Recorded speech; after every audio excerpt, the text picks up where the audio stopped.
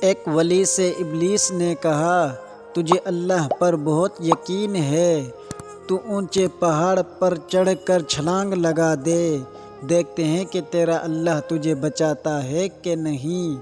ولی نے جواب دیا، یہ اللہ کا کام ہے کہ مجھے آزمائے، میرا کام نہیں کہ میں اپنے سچے رب کو آزماؤں۔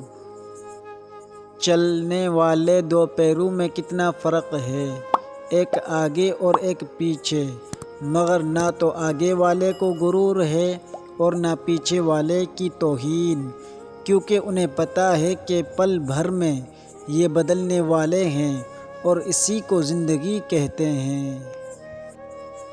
داڑھی والا چوری نہیں کرتا، چور داڑھی رکھ لیتا ہے۔ نمازی دھوکہ نہیں دیتا، دھوکے باز نماز پڑھ لیتا ہے۔